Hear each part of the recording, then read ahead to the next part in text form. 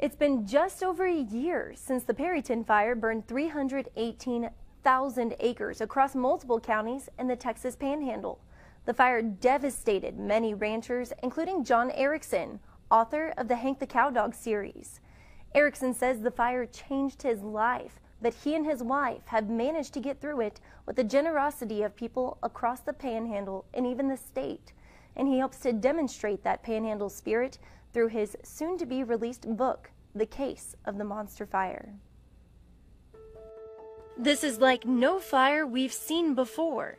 Those are the words you will find in a book of fiction about a very real tragedy told by John R. Erickson. It's kind of sad to look at it, but... Old plates, pieces of tile, and other metal debris now sit where their house once stood, before the third largest fire in Texas history claimed their home of 27 years. It burned about 90% of our ranch, and we lost our home, a guest house, and my writing office. A year later, black trees are still standing on their 6,000-acre ranch, serving as a reminder of March 6, 2017. And I walked out the back door right here, and I could see the smoke. Well, I guess it would be right over here. Erickson's son, Mark, was the one who discovered the ashes of his parents' home the next morning. He said, "I've got terrible news. The house is gone." I said, "How about the bunkhouse?" "It's gone." "How about my office?" "I haven't been there yet, but it can't have survived." The ranch was, all smoldering, and a lot of it was on fire, and the whole drive-in was through the sort of smoking inferno. It's a scene that's still burned in the minds of those who helped work the blaze that night. The flames going up the canyons, flame heights of 40 and 50 feet. It's really undescribable. Along with their house, the Ericksons lost a horse and a dog, and the loss of his writing office has been one of the hardest things to bear. I had my own personal library of history books by Texas Panhandle authors, and I wrote in journals a lot, and I had a stack of them that wide. Poof, all gone.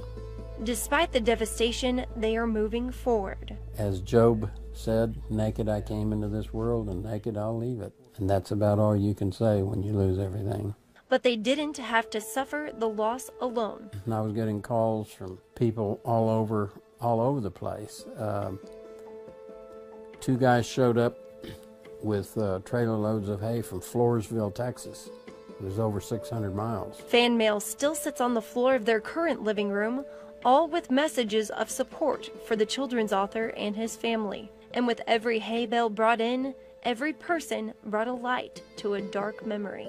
It was a devastating experience for us because we lost so much, but it was also an inspiring story of how a community rallies around one of its own. After the fire, Erickson began recording the events on paper as though he were making journal entries. He wrote a nonfiction book about the fires of 2017 and also the fires of 2006.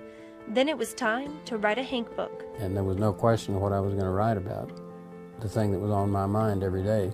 The Case of the Monster Fire takes their story into Hank's world. Slim's house gets burned down in a fire, and he loses 10 heifers that he's gone to the bank and borrowed money on. The head of ranch security, Hank, believes he and Slim can defend the ranch against anything until they come face to face with a wildfire like no other. Erickson says he normally lets a Hank book sit for 3 years. However, he wrote this one in only 3 weeks. He believes it will have readers laughing at times and maybe crying at others, but it will serve as a reminder that the strength of the Panhandle is in the people.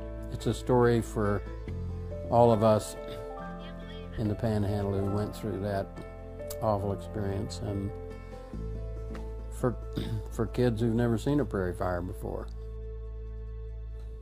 Erickson says they hope to rebuild a new home where their house once stood. The Case of the Monster Fire will be released this coming Wednesday, March 28th.